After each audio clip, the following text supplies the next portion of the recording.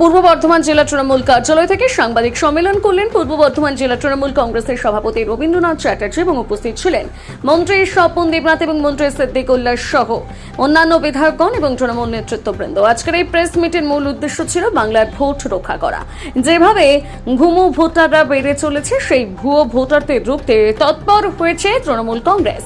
এই বিষয় নিয়ে গোটা রাজ্যে গোটা জেলা জুড়ে সাংবাদিক সম্মেলনের মধ্যে দিয়ে প্রচার করা হচ্ছে। মুখ্যমন্ত্রী মমতা বন্দ্যোপাধ্যায়ের নির্দেশ মতন এই কর্মসূচি নেওয়া হলো পূর্ব বর্ধমান জেলা তৃণমূল কংগ্রেসের কার্যালয়ের অফিসে।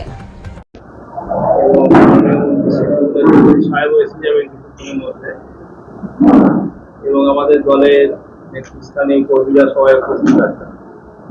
মূলত অল ইন্ডিয়া তৃণমূল কংগ্রেসের নির্দেশে আমরা এই সাংবাদিক বৈঠক করছি। এর মূল উদ্দেশ্য, আপনারা জানেন যে গত 17 ফেব্রুয়ারি নেতাজি ইন্ডোর স্টেডিয়ামে আমাদের রাজ্যের মাননীয় মুখ্যমন্ত্রী ভোটার লিস্টের কারচুপির ব্যাপারে আমাদের কর্মীদের সজাগ করেছেন, অবহিত করেছেন।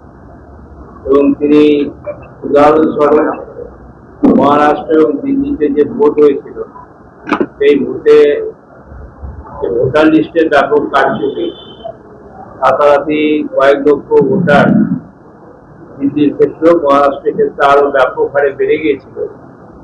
তার বিরুদ্ধে কর্মীদের সজাগ করে একটা প্রোগ্রাম লঞ্চ করেছে। সেই প্রোগ্রামটা সম্পর্কে আপনাদের অবহিত করার জন্য আমরা আজকের এই সাংবাদিক বৈঠক দেখেছি এবং আমরা আশা করছি যে আপনারা আমাদের সঙ্গে সহযোগিতা করে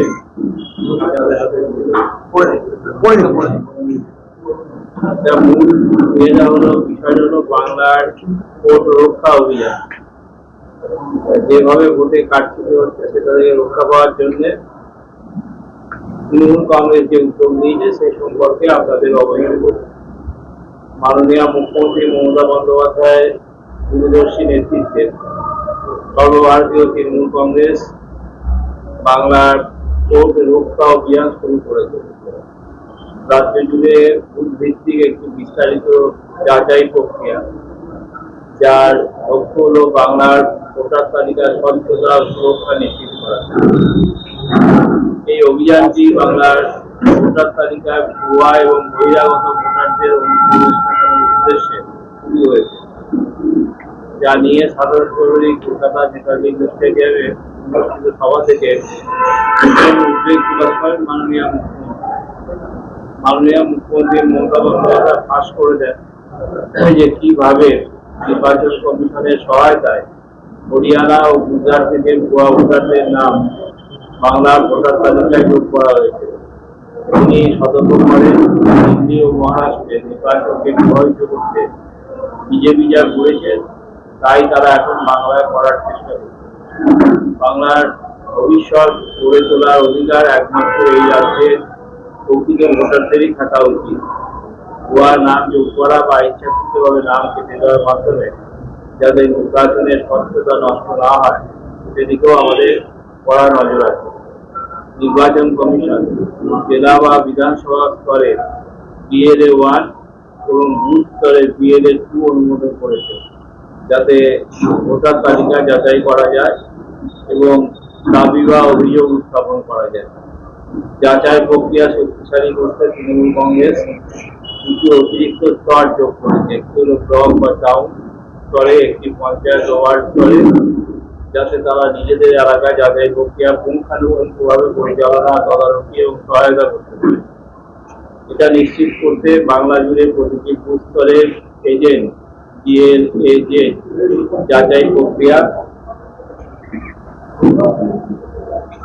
এবং ডিজিটাল সরঞ্জাম ব্যবহারের উপর প্রস্তুত হয়েছে। প্রত্যেকটি BLA 2 এখন প্রযুক্তি সক্ষম এবং নূতন ও উন্নত অ্যাপে সম্পূর্ণরূপে সংযুক্ত হয়েছে। যাচাই প্রক্রিয়া ডিজিটাল মাধ্যমে পরিচালিত হচ্ছে, যা তৃণমূল কংগ্রেসের স্বচ্ছ, সরাসরি এবং অ্যাপ ভিত্তিক ক্যাম্পের বাস্তবায়নের বৃহত্তর লক্ষ্যকে সামনে রেখে একটি নূতন দিগন্ত উন্মোচন করেছে। এই অভিযান বাংলার প্রতিটি জেলার প্রতিটি বুথে পরিচালিত হবে। যেখানে হাজার হাজার প্রশিক্ষিত তৃণমূল স্তরের কর্মী সরাসরি কাজ করবে। প্রথমবারের মতো তৃণমূল কংগ্রেস এমন একটি উদ্যোগ নিয়েছে যেখানে রাজ্য স্তরের শীর্ষ নেতৃত্ব থেকে বুথ স্তরের কর্মী পর্যন্ত 1 লক্ষেরও বেশি দলের সক্রিয় সদস্যকে একটি ডিজিটাল প্ল্যাটফর্মে যুক্ত করা গেছে। এটি একটি অভিনব উদ্যোগ যা দলীয় কাজকর্মকে বাস্তব সময়ে এবং প্রযুক্তির সাহায্যে ভোটার যাচাইয়ের সঙ্গে যুক্ত করেছে। সাম্প্রতিক ঘটনাবলীতে আমরা দেখেছি যে দিল্লি ও মহারাষ্ট্রের নির্বাচনের আগে কিভাবে ভুয়া ভোটারদের তালিকায় যোগ করা হয়েছে। প্রতিটি ভুয়া সংযোজন বা ভুলভাবে নাম বাদ দেওয়া আমাদের গণতন্ত্রের ভিতকে দুর্বল করে, আর বাংলায় আমরা তার বিরুদ্ধে বন্ধ করি। এ কারণেই এই অভিযান সারা বছর চলবে। 2026 সালের বিধানসভা নির্বাচনের আগে পর্যন্ত যাতে প্রতিটি সন্দেহজনক সংযোজন বা বাতিল করার নাম চিহ্নিত করে তার দ্রুততার সাথে সংশোধন করা যায়। যদি কোনো ভোটার বা তাদের পরিচিত কাউকে ভুলভাবে বাদ দেওয়া হয়ে থাকে অথবা কেউ জানেন না যে বহিরাগতরা তালিকায় অন্তর্ভুক্ত হয়েছে, তবে আমরা তা সংশোধন করতে প্রস্তুত আছি। হচ্ছে যেন তা এই রাজ্যের ঘটনার ক্ষেত্রে তাদের একমাত্র উদ্দেশ্য হল বাংলার সাম্প্রদায়িক ঘৃণার আয়োজন করা হয়। যারা দাঙ্গা উস্কে দেয় তারা কখনোই মানব জীবনের মূল্য বুঝতে পারবে না। যখন বিজেপি আগুন জ্বালাচ্ছে তখন রাজ্য প্রশাসন, পুলিশ, সংসদ এবং স্থানীয় নেতারা সামনে থেকে আইন শৃঙ্খলা রক্ষা করছে এবং পুরোপুরি স্বাভাবিক অবস্থা ফিরিয়ে আনা হচ্ছে। ইতিমধ্যে 200-এরও বেশি ব্যক্তিকে গ্রেফতার করা হয়েছে। যারা হিংসার সৃষ্টি করছে তাদের কাউকেই ফাঁস দেওয়া হবে না। আজ শ্রীমতী মমতা বন্দ্যোপাধ্যায় সেই সব পরিবারের জন্য 10 লাখ টাকার সাহায্য অনুদান ঘোষণা করেছে যারা তাদের প্রিয়জনদের হারিয়েছে। যেসব বাড়ি ধ্বংস হয়েছে সেগুলি বাংলার বাড়ি প্রকল্পের মাধ্যমে পুনর্নির্মাণ করা হবে। যেসব দোকান ক্ষতিগ্রস্ত হয়েছে সেগুলিও ক্ষতিপূরণ দেওয়া হবে। যখন বিজেপি বাংলার সামাজিক কাঠামোকে ভেঙে ফেলার ষড়যন্ত্র করছে তখন আমাদের একত্রিত থাকতে হবে। তাদের পা দেবেন না, তাদের পা দিয়ে দেবেন না। যতদিন মমতা বন্দ্যোপাধ্যায় বাংলার নেতৃত্ব দেবেন ততদিন কোনো শক্তি আমাদের বিভক্ত করতে পারবে না।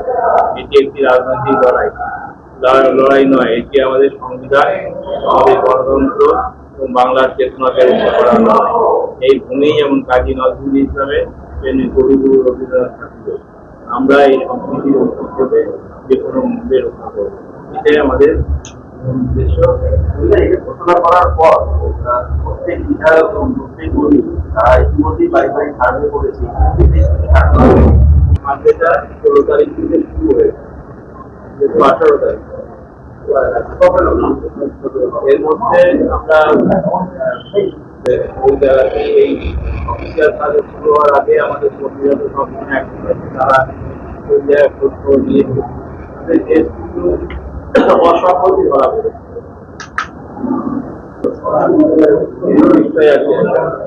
যারা খুচরা বা অপপ্রচার যারা চালিয়েছে এরকম কিছু সিজ করা হয়েছে কোনো আমরা করা হয়েছে প্রশাসন থেকে। আমরা বললাম 200 উপরে গ্রেফতার করা যায়, তার মধ্যে যারা চেষ্টা করেছে তাদের তারাও আছে।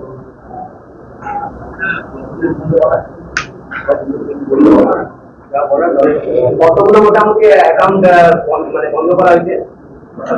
কতগুলো অ্যাকাউন্ট বন্ধ করা হয়েছে বলা যাচ্ছে না, তবে বন্ধ করা হয়েছে এবং সবসময় খবর রাখা হচ্ছে যাতে হিংসা বা অপপ্রচার না করা যায়।